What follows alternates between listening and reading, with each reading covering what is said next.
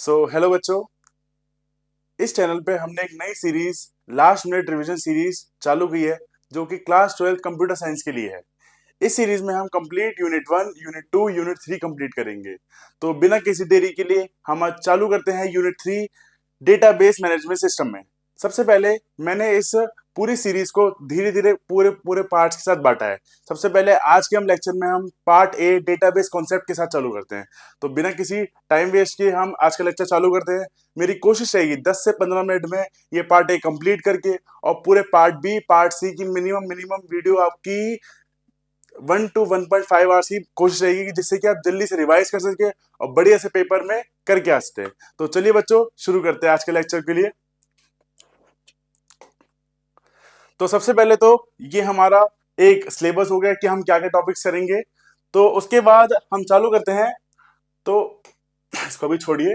तो सबसे पहले हम आते हैं वाली बात पे, meaning of database management system. सबसे पहले आप ये बच्चों ये जानिए कि हम जो ये पढ़ रहे हैं हम क्यों पढ़ रहे हैं।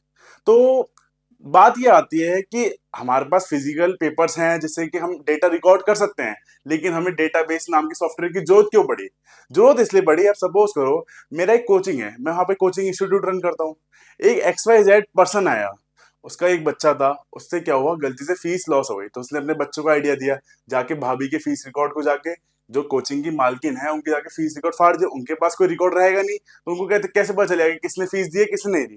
तो उस बच्चे ने आया फीस रिकॉर्ड आके फाड़ दी, क्योंकि फिजिकल फॉर्म में थे, एक फाड़ के फेंकने में उसको टाइम ही कितना लगेगा। तो हमारे पास जो भी रिकॉर्ड थे बच्चों के वो तो चले गए ना सारे। अब मेरे पास बच्चों के लिए रिकॉर्ड्स बचे क्या। तो इसलिए ये सब सॉफ्टवेयर बनाए गए हैं जिससे कि मेरा सॉफ्टवेयर सिक्योर रहे। और आपको पता है अगर इन मॉडर्न टाइम्स हम अपनी चीजों को अगर मॉडर्न चीजों पे शिफ्ट कर रहे हैं तो इससे हमारे फायदा कितना हो रहा है। तो इसलिए हमारा एक नया सॉफ्टवेयर बना DBMS नाम के, डेटाबेस मैनेजमेंट सिस्टम के नाम से। इसको चालू करने से पहले हम बिल्कुल बेसिक चीजें पे चलते हैं। क्या है कि डेटा क्या होता है। डेटा क्या होता है तुम्हें यहाँ पे लिखा हुआ है बच्चों कि डेटा होता है raw facts and figures. Raw facts and figures मतलब कि जो कोई मीनिंगफुल नहीं है। एक डेटा दे रखा है, उसमें बहुत सारा डेटा गिवन है, वो कोई फैक्ट्स एंड फिगर्स के फॉर्म में दे रखा है, लेकिन वो कोई मीनिंगफुल नहीं है। तो आज टाइम में तुम्हें पता है कि सबसे ज्यादा कीमत किसकी है, डेटा की। लेकिन कौन सा डेटा जो मीनिंगफुल हो, जो कोई हमें एक चीजें अर्न करके दे, या कोई हमें पैसा कमा के दे, या हमें कोई प्रोडक्टिविटी ला के दे। तो उसके लिए पहले हम डेटा को कन्वर्ट करते हैं इंफॉर्मेशन के लिए, जो है हमें प्रोडक्टिविटी ला के देती है। फिर जो इंफॉर्मेशन है इसको हम कलेक्ट करते हैं, इस इंफॉर्मेशन को हम कलेक्ट करते हैं जिससे हमारा बनता है डेटाबेस। और इसी डेटाबेस को मैनेज जो करता है, जो सॉफ्टवेयर मैनेज करता है, उसको बोलते हैं डेटाबेस मैनेजमेंट सिस्टम। मेरी बात समझ आई बच्चों। हमारा डेटाबेस मैनेजमेंट सिस्टम चीज कहां से है, पहला आगे डेटा। डेटा मतलब कि रॉ फैक्ट्स एंड फिगर्स। उसके बाद इंफॉर्मेशन मतलब कि ऐसा डेटा जो हमें एक प्रोडक्टिविटी दे। उसके बाद तीसरी चीज क्या हो गई बच्चों, डेटाबेस। जितनी भी सारी प्रोडक्टिव चीजें हैं, जितनी भी इंफॉर्मेशन है, सबका कलेक्शन क्या हो गया, डेटाबेस। और जहां पे डेटाबेस मतलब क्या हो गया, डेटाबेस को जो चीज मैनेज कर रही है वो हो गई डेटाबेस मैनेजमेंट सिस्टम। ये वाली बात क्लियर है बच्चों, कोई दिक्कत तो नहीं वाली बात में। अब अगली चीज मैंने क्या लिख रखी है, डेटाबेस वही लिखा है मैंने क्या, कि it is a collection of organised information. क्या लिखा है, ऑर्गेनाइज्ड। अभी वाली बात बताई थी, डेटाबेस में क्या होता है, सारा ऑर्गेनाइज्ड इंफॉर्मेशन, मतलब कि जो हमें एक प्रोडक्टिव चीज ला के दे। और क्यों होता है, जिससे कि हम इजिली डेटा को रिट्रीव करना, मतलब कि आसानी से उसको निकाल सके, आसानी से उसको निकाल सके, जो कि हमें एक आउटपुट प्रोड्यूस कर सके। इसलिए तो DBMS बनाया गया है कि जिससे आसानी से हम डेटाबेस से डेटा निकाल सके, हमें कोई प्रोडक्टिव लेके हमारा काम हो गया। तो मेरी बात समझ आई बच्चों। डेटाबेस क्या है, एक कलेक्शन है इंफॉर्मेशन का, जिससे कि यूजर आराम से डेटा को रिट्रीव रिट्रीव करना, मतलब क्या लिखा है, लिखा हुआ ये चीज प्राप्त करना। क्या लिखा है, प्राप्त करना। तो वही बात आ गई, डेटाबेस मैनेजमेंट सिस्टम क्या हो गया, ऐसा सिस्टम जो डेटाबेस को मैनेज करता है। ऐसा सिस्टम जो डेटाबेस को मैनेज करता है, किसके थ्रू करता है, उसकी कोई प्रोग्राम। एक बात और ये वाली बात बताए, कोई सॉफ्टवेयर है उसके कोई प्रोग्राम्स या रूल्स एंड रेगुलेशंस तो होंगे जिससे कि वो बनाए गए, जिससे कि काम आसान करा जा सके। सॉफ्टवेयर बनाए क्यों जाते हैं, हमारा ह्यूमन के लिए काम आसान करने के लिए बनाए गए हैं ना। तो इसलिए क्या है, database setup program, database management system का सॉफ्टवेयर क्या है, जो एक सेटअप प्रोग्राम है जिससे कि हमारा काम आसान है और जिससे कि हम डेटाबेस को इजिली मेंटेन कर सके। मेंटेन करना मतलब क्या होता है, हम जिससे कि डेटाबेस को लिखी हुई है ये चीज, क्या कि हम उस चीज को डिफाइन कर सकें, उसको क्रिएट कर सकें और मेंटेन कर सकें। मतलब हम बना सकते हैं डेटाबेस को, डेटा के जो डेटा है उसको बना सकते हैं, उसको क्रिएट कर सकते हैं और उसको मेंटेन कर सकते हैं। अब कोई चीज बनाई गई है तो उसको मेंटेनेंस की जरूरत होती है ना, तो उसके लिए क्या लगता है, डेटाबेस मैनेजमेंट सिस्टम। तो यही था मीनिंग डेटाबेस मैनेजमेंट सिस्टम का। आई होप आप बच्चों सबको समझ आ गया हो ये चीज। ठीक है बच्चों, अब आगे चलते हैं अपनी नई चीज पे। अब अगली चीज आती है advantages of database management system. Advantage, अब एक बात बताओ, कोई चीज है, कोई सॉफ्टवेयर है, उसके प्रोज भी होंगे और कॉन्स भी होंगे। मतलब कि उसकी कोई अच्छी चीजें भी होंगी और कुछ गलत चीजें होंगी। अच्छी चीजें क्या एडवांटेज, सबसे पहले अच्छी चीज आती है क्या, डिसएडवांटेज सॉरी, सबसे पहली चीज आती है sharing of data. Sharing of data मतलब कि जो मेरा डेटा है वो अधिकतर जनों में बटा हुआ है। अब एक बात बताओ, जो फिजिकल पेपर होंगे वो तो एक पर्टिकुलर इंसान के पास होगा ना। अगर मैं देखा जाए कि एक फिजिकल पेपर है, मैं उसकी बहुत सारी फोटोकॉपी करा सकता हूँ, वो अलग चीज है। लेकिन एट पर्टिकुलर टाइम अगर मैं उसकी फोटोकॉपी नहीं करा पा रहा, तो किसके पास है, एक जने के पास है। लेकिन डेटाबेस में क्या होता है, जो मेरा डेटा होता है वो मैं 36 जने या 36,000 जनों को शेयर कर सकता हूँ, जिससे कि हर कोई आराम से यूज कर सकते हैं। तो वही लिखा हुआ गया, शेयरिंग ऑफ डेटा क्या होता है, data stored in the database can be shared among multiple user. मतलब अलग अलग जनों को हम शेयर कर सकते हैं। अगली चीज क्या आती है, डेटा इंटीग्रिटी। डेटा इंटीग्रिटी मतलब वही हो गया कि बहुत सारा डेटा या इंफॉर्मेशन हम अलग अलग जगह पे सेव करके एक जगह डेटाबेस में सेव करते हैं। मतलब कि सपोज करो मेरे पास दो टेबल थी, मैं दोनों टेबल, तीन टेबल को एक ही डेटाबेस में सेव करता हूँ, जिससे मैं तीनों डेटा को तीनों टेबलों को एक ही साथ यूज करता हूँ। तो क्या आ गया, डेटा इंटीग्रिटी। अगला अगर डेटा सिक्योरिटी, आगे तुम देखोगे सॉफ्टवेयर जब यूज करोगे, सारा डेटा जितना भी होता है वो सारा सिक्योर होता है। मतलब कि अगर उसमें एक पर्टिकुलर पासवर्ड इंक्रिप्शन लगा पड़ा है, अगर मैं उसमें पासवर्ड डालूंगा, मतलब अगर मैं पासवर्ड इनपुट करूंगा तभी मैं अपने डेटाबेस को एक्सेस कर सकता हूँ, नहीं कर पाऊंगा, या रॉन्ग पासवर्ड डालूंगा तो मैं कभी डेटाबेस को एक्सेस कर ही नहीं पाऊंगा। तो मतलब क्या है, डेटाबेस मेरा सिक्योर हो गया। क्या मेरे जो फिजिकल पेपर है कभी सिक्योर है, फाड़ दिए, कहाँ गई सिक्योरिटी, कोई नहीं है। ये थोड़ी कि हर हर हर इंफॉर्मेशन को लॉकर्स में सेव करके रखूंगा। तो इस तभी तो डेटाबेस के सॉफ्टवेयर बनाए गए हैं। इसलिए क्या लिखा हुआ है, डेटाबेस क्या है, पहली बार sharing of data, data integrity, data security. अगला बैकअप एंड रिकवरी, वही वाली बात हो गई, तुम गूगल पे अपनी जो तुमने फोन में फोटोज खींची और वही फोटो जाके तुम्हारी गूगल फोटोज में सेव हो गई। मतलब कि एक तो हो गया डेटाबेस तुम्हारे कंप्यूटर में सेव है, और एक उसकी बैकअप एंड रिकवरी पीछे बैकएंड पे चल रही है, जिससे कि अगर सपोज करो तुम्हारा कंप्यूटर रिबूट हो जाए या तुम्हारे कंप्यूटर से सारी मेमोरी उड़ जाए, तुम्हारा डेटाबेस सिक्योर है। ये नहीं कि अगर रिबूट हो गया तो सारा डेटा चला गया। तभी तो एक बात है, यही तो प्रोसेस होते हैं किसी चीज के, वरना तो हमारे पास फिजिकल पेपर्स भी थे। तो क्या हो गया, पहली चीज sharing of data, data integrity, data security, और चौथी चीज क्या हो गई, बैकअप एंड रिकवरी। अब पांचवा होता है अलाउ मल्टीपल यूजर एक्सेस। वही वाली बात आ गई कि बहुत सारे जने एक टाइम पे उस डेटाबेस को यूज करते हैं। ठीक है बच्चों, कोई दिक्कत तो नहीं।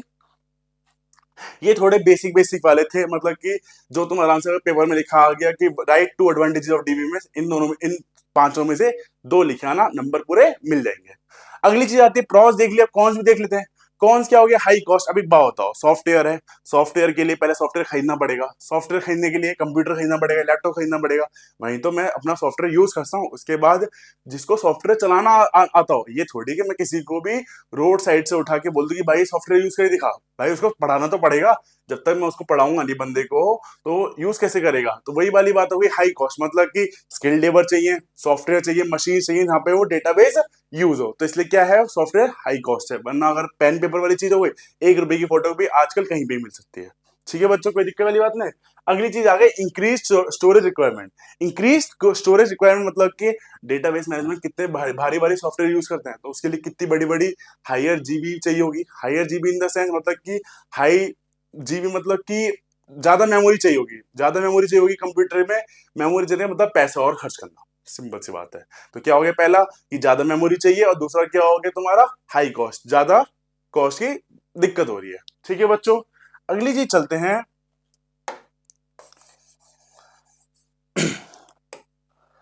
अगली चीज आती है relational database. Relational database management system समझने से पहले ये समझो, मैंने अभी बताया था, पहले हो गया डेटा, डेटा के बाद इंफॉर्मेशन, इंफॉर्मेशन के बाद database, database database management system. अभी डेटाबेस मैनेजमेंट सिस्टम बहुत प्रकार के होते हैं। पहला हो गया तुम्हारा हिरार्कियल डेटाबेस मॉडल, उसके बाद नेटवर्क डेटाबेस मॉडल, तीसरा हो गया रिलेशनल डेटाबेस मॉडल। ये थोड़े बहुत तुम्हारे एनसीईआरटी में गिवन होंगे, तो ठीक है, नहीं है तो मैंने बता दिया तुम्हें अगर गिवन है तो। अगर आगे हिरार्किकल डेटाबेस मॉडल क्या होता है, ऐसा डेटाबेस मॉडल जिसमें जो डेटा होता है वो ट्रीज की फॉर्म में, मतलब ट्रीज की फॉर्म में। एक तरह से यही समझो आप बच्चों कि मैंने यहाँ पे ये डेटा था, मैंने इस डेटा से एक चीज डेटा और निकाला, इससे एक डेटा और निकाला, फिर इससे एक और चीज निकाली, इससे एक और चीज निकाली। तो मैंने पेड़ की टहनी की तरह निकाल दिया ना ये सब चीजें।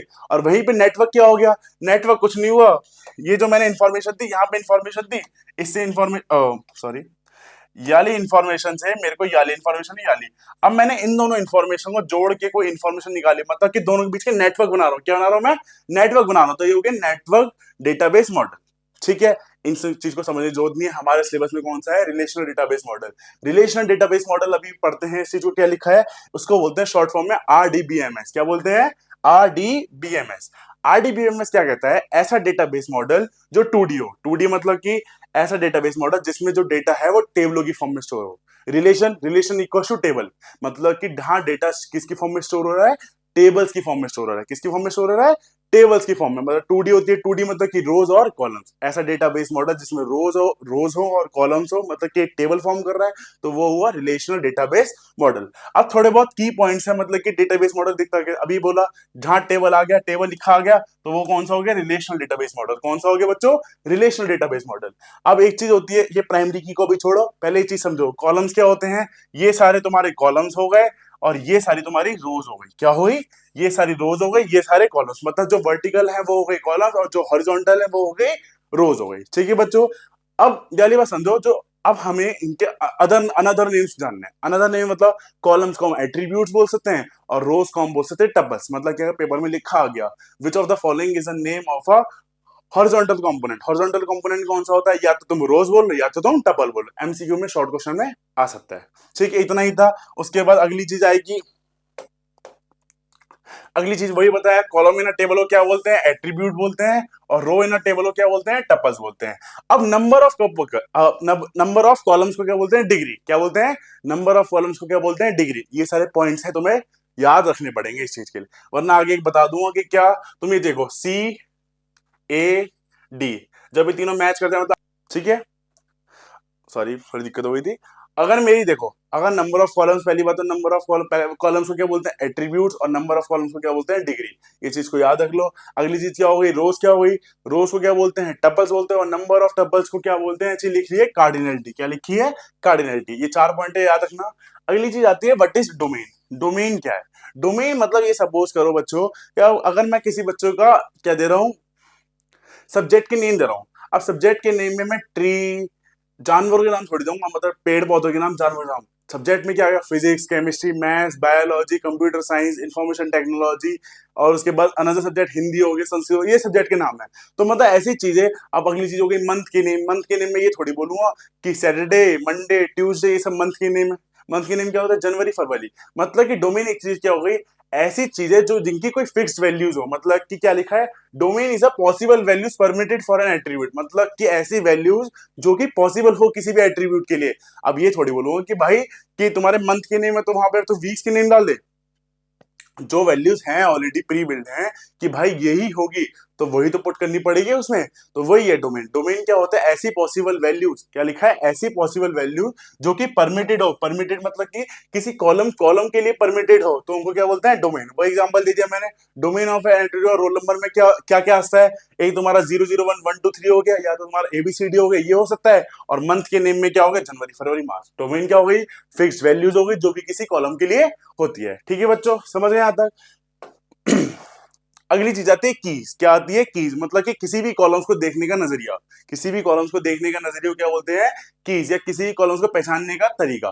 तो सबसे पहली चीज आती है, 4 चीजें। तुम इसको स्लाइड्स को हटा के अपनी तरफ से खुद चीजें सोचो। मैं पहले बता देता हूँ कि सपोज करो ये रेस हो रही है, यहाँ पे बहुत सारे जने दौड़ रहे थे। ये जने कौन से हैं, ये सारे जने कॉलम्स हैं। ये मतलब ये हो गया तुम्हारा कॉलम 1, कॉलम 2, कॉलम 3, कॉलम 4 और कॉलम 5। ये सब रेस में दौड़ रहे थे सारे। और यहाँ पे जो विनिंग लाइन है, विनिंग लाइन है यूनिक और नॉट लाइन। क्या है यूनिक लाइन, क्या है, यूनिक और नॉट। यूनिक मतलब कि अलग, और नॉट मतलब कि खाली नहीं हो, ये है विनिंग लाइन। अगर जिसने विनिंग लाइन को पार कर दिया वो बन जाएगी प्राइमरी की। जो सारी रेस में जितनी कॉलम रेस में भाग रही है सारी क्या है, कैंडिडेट की। और जो प्राइमरी की नहीं बन पाई वो क्या है, ऑल्टरनेट की। तीनों की समझ आ गई। क्या बोला मैंने कि ये सारी कीज हैं, क्या बोला मैंने अभी, जो विनिंग लाइन है वो क्या है तुम्हारी, यूनिक और नॉट नल। ये तुम्हारे क्राइटेरिया है जीतने का। क्या है क्राइटेरिया? जीतने का क्राइटेरिया ये है यूनिक और नेटलर। जितने भी सारे रेस में दौड़ रहे थे वो सारे हो गए तुम्हारे कैंडिडेट की। जो जिसने रेस जीत ली वो हो गई तुम्हारी प्राइमरी की। और कैंडिडेट की में से प्राइमरी की हटा दो तो सारी क्या बनेगी? ऑल्टरनेट की। सपोज करो ये फर्स्ट आया, तो ये क्या हुआ? तुम्हारा प्राइमरी की हो गया, क्योंकि इसने क्राइटेरिया फॉलो कर दिया यूनिक नॉट कर। इन सब ने फॉलो नहीं कर पाए, तो ये तुम्हारी हो गई ऑल्टरनेट कीज। और प्राइमरी की और ऑल्टरनेट कीज को बना के क्या बोलता है? Candidate keys. इतना सादा कीज के बारे में, ठीक है। तीन की समझ गया बच्चों? तो वही वाली बात बोली कि प्राइमरी की क्या हो गया? ये यूनिक और नॉर्टनल। यूनिक और नॉर्टनल मतलब कि सारी वैल्यूज अलग अलग होगी। और नॉर्टनल मतलब कि ऐसा नहीं है कि किसी कॉलम में जितनी वैल्यूज है इसमें से कोई खाली छूट जाए। नहीं छूटनी चाहिए, अगर छूट गई तो प्राइमरी की नहीं बन सकती। इतना क्लियर है बच्चों? कोई दिक्कत तो नहीं यहाँ तक? तो वही आगे मैंने स्लाइड में समझा रखा है। कैंडिडेट की हो गई ऐसी की जो कि कैंडिडेट्स है प्राइमरी की बनने के। ऐसी की जो कैंडिडेट है प्राइमरी की बनने के। प्राइमरी की क्राइटेरिया क्या है? यूनिक और नॉट नल। जिसने in simple words we can understood that which fulfil the requirements of primary की। जो कि प्राइमरी की बनने के क्राइटेरिया कैंडिडेट्स हैं are the candidates of a, मतलब प्राइमरी की बनने की कैंडिडेट्स हैं वो है कैंडिडेट केस। उसके बाद अगला प्राइमरी की ऐसी की जो कि आइडेंटिफाई मतलब कि यूनिकली हो सकती है, जिसके सारे जो रोज हैं वो यूनिकली और कोई सा भी रो खाली ना हो, मतलब कि यूनिक हो और नॉट नल हो, तो वो क्या होगी? तुम्हारी प्राइमरी की हो गई। ये बात क्लियर है? तो वही आगे लिखा हुआ है मैंने ये चीज की कंडीशन क्या है प्राइमरी के बनने की? यूनिक और नॉट नल। और उसके बाद सारी कैंडिडेट कीज में से जो कि प्राइमरी की बन गई उसको छोड़ के वो सारी कौन सी कीज हुई? Alternate keys. थ्योरी लिखी हुई है, पढ़ लेना। जो मैंने बोला है वही सेम चीज है, ठीक है बच्चों। अगला चीज आती है फॉरेन की। सबसे इंपॉर्टेंट चीज है फॉरेन की। फॉरेन की क्या कहती है? ऐसी ऐसी की जो कि रिलेशन बनाती है। क्या बनाती है? दो चीजों के बीच में संबंध बनाने के काम आती है, मतलब दो टेबलों के बीच में रिलेशन बनाने के काम आती है, उसको क्या कहते हैं? फॉरेन की। सपोज करो बच्चों, ये मैंने एग्जांपल दे रखा है कि ये है टेबल वन जिसकी है एम्प्लॉय आईडी, और एक सपोज करो दूसरी टेबल है जिसकी भी है एम्प्लॉय आईडी, मतलब कि जो मेरी फॉरेन की बन रही है वो इसके बेस से बन रही है, डीआईडी के बेस से बन रही है, और ये डीआईडी। मतलब कि मैं दो टेबलों के बीच में रिलेशन किसकी कौन से कॉलम के बेस से बना रहा हूँ? ये डीआईडी वाले के बेस से बना रहा हूँ। किसके से बना रहा हूँ? ये डीआईडी की बेस से मेरा रिलेशन बनना है दो टेबल का। तो वही लिखा है ऐसी ऐसे कॉलम, मतलब कि ऐसी फॉरेन की क्या होती है जो कि it makes a relation between the two column. Simple in English words क्या बोल दिया? दो चीजों के या दो टेबलों के बीच में रिलेशन बनाने का काम आती है, उसको कहते हैं फॉरेन की। इतनी ही थी चारों की। चारों की मैं तुम्हें बता ही दिया, समझ गए होंगे। कैंडिडेट कीज मतलब कि जो कि प्राइमरी की बनने की रेस में दौड़ रही है। जो कि प्राइमरी की बन गई मतलब यूनिक है और नॉट नल है। और जो ऑल्टरनेट कीज हो गई, जो प्राइम कैंडिडेट कीज में जो प्राइमरी की बन गई उसको छोड़ के बाकी सारी क्या हुई? तुम्हारी कैंडिडेट कीज हुई, सॉरी ऑल्टरनेट कीजिए। और क्या कहते हैं? फॉरेन की क्या हुई? जो कि दो टेबल के बीच रिलेशन बनाने का काम आती है, उसको क्या कहते हैं? फॉरेन की। ठीक है बच्चों, आज के लिए मतलब कि इस पार्ट के लिए खाली इतना ही था। इसके अलावा अब कुछ नहीं बचा है, मतलब कि इसके अलावा अब इस पार्ट ए डेटाबेस कॉन्सेप्ट है, इसके अलावा और कुछ नहीं है। नेक्स्ट पार्ट होगा एसक्यूएल के लिए, स्ट्रक्चर्ड क्वेरी लैंग्वेज के लिए, वो नेक्स्ट लेक्चर में आएगा। ठीक है, तो आज की क्लास को, इस लेक्चर को खत्म करते हैं। So thank you so much बच्चों एंड तक रहने के लिए। अब नेक्स्ट लेक्चर में आएंगे एक नई शुरुआत के साथ। ठीक है बच्चों, थैंक यू सो मच।